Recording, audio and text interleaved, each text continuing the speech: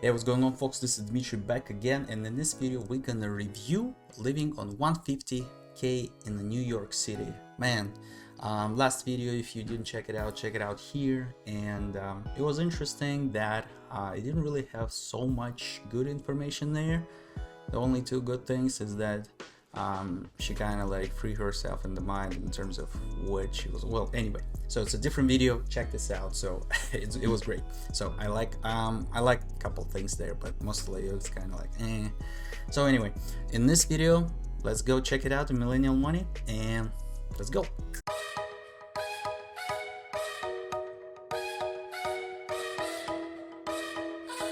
Coming from a family that's a family of immigrants, where we were three families in a one bedroom in Brooklyn, I didn't learn about money growing up.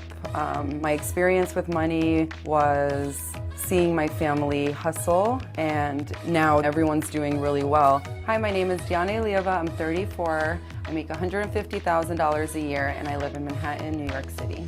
I started my agency after getting laid off from a corporate job. I've been pretty fortunate. It really ranges when you're freelancing and working for yourself. I mean, I would say my biggest expense every month is my rent. I do have health insurance. I pay about $400 a month for it. But even with that $400, you know, prescriptions are a ton, but you just have to have health insurance, especially when you're in your mid-30s.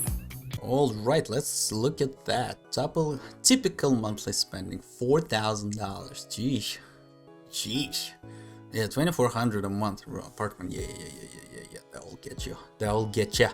Well, I'm getting water, gas, and oil. I guess they have a heating oil. Oh, that's cool. So so health insurance, right? Donations, bam, transportations, bam. Wow, yeah, that's a lot of travel. Groceries, 200. Yep, I can see that. Phone contract, another one. Yeah, I can see that. Electricity, 70, 80. Yeah, that's pretty typical. And internet subscriptions. Ooh, that's a hit. So, where there's a cut, iPhone can be a cut, but yeah, iPhone can be a cut in terms of you can purchase outright and pay like 80 for subscription or the data and stuff like that. So electric, yeah, I mean that's pretty much on point here. 2-bedroom apartment, 2,400. I can see that in New York City. I can see that. Ooh. All right. Well, let's see. Let's continue. What's going on there? Let's check it out. Challenges of having your own agency, there's so many. One, just being used to that Friday direct deposit, having to really know where every single dollar is coming from.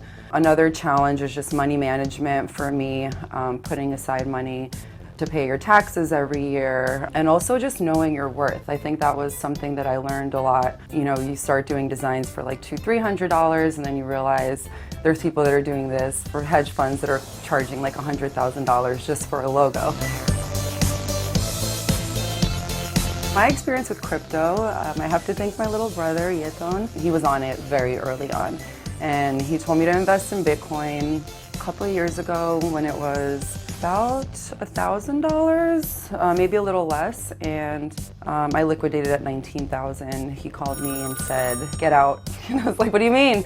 And he said, "You will never see a return on anything like this in your life again." Putting a little bit of money into it, you know, here and there, and kind of having a very diverse portfolio. My goal is to retire by 40. I always say if you live in Manhattan, you have to hate yourself a little bit. You know, it's not easy to live here. So I'm really working up to taking everything I made here and enjoying the rest of my life somewhere else. So I never felt like I was great with money, and the more I talk about it, the more I realize you hear where you can do better and where you can spend less. The fact that I am debt-free and live alone in New York, I've been pretty good with money the last couple of years. Couple key things. Switch from employee to employer, good. Became a really well, not really, but conscious about the money, which is great. So that's awesome. So the hustle culture is great. I like the worth. That's another key. I like that. Another key that, a lot of people, in the businesses per se, it's hard to, sometimes even hard to switch there. The hustle mentality, it's great. Saving money, all that. It's financial literacy, it's financial, consciousness that you just want to don't be like, the spender, but actually the earner and, producer, more that, rather than earner. So yeah, but yeah, know your worth. Cryptocurrency part is the I don't know, like, I mean, the only key thing is that she listened to other people, which is good, and entered it early and then got out of it, liquidated it in the 19,000, I'm sorry. So this is great. But I don't see there's like a lot of goodness here. That's great that she got in, listened to it. So 401k savings is great because she actually like puts it aside, thinking long term.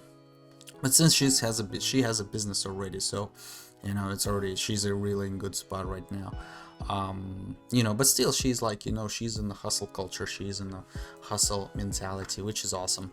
Because, and for business owner, agency owner, like you, like it's great, you gotta know, like some businesses, they're really sometimes even going down just because they have those holes in the ship, so to speak. So, and they're just burning money left and right, but she does not, and this is good. Well, I hope, to the most part. So yeah, she sets aside her retirement fund 5%. Good. So gym membership and things like that, which is great. Giving back to the community, awesome. So the thing that really struck me is here is that that was a conscious part about charity right here. And this is really good for, I know, just self, just for, contributing to the party, contributing to the people, make Planet a better place, your community a better place. And at the same time, you get a tax benefit for $3,000 and $4,000. Awesome. So money talk. She's good with the money. I see that. She's in a good position. So she's financially in the position that that some people really like, don't even think about it.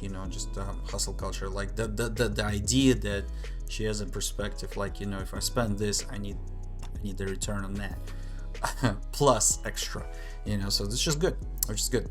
So she gets the value of things, and this is great. So she's good in the 401k. I'm glad that she's looking more long term, but there are a couple things.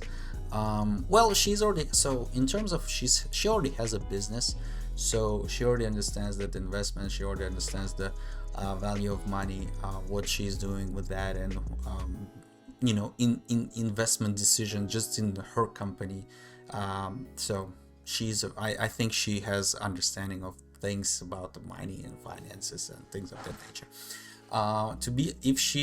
Whether she's aware of the tools about in real estate, stock market, things of that nature, I think she has a basics. And she's what she's interested in, and that works for her, because at this point, I think majority of her focus is switched on the business, and I think that's good, because that's her main point, and she's going after that. So there could be a couple things that she can do in terms of what can be done, in terms of where she can go and things like that.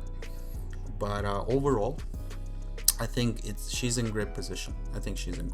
So TLDR, yeah, that's a good topic. That's a good breakdown. So more power to her, and this is awesome view. So thank you guys for watching. Like and subscribe if you like that video. So my name is Dmitry again, and I hope you like this video. So that was a little bit shorter than usual, but that's my take on this, and hope you guys enjoyed it. See you next time. Dmitry's out.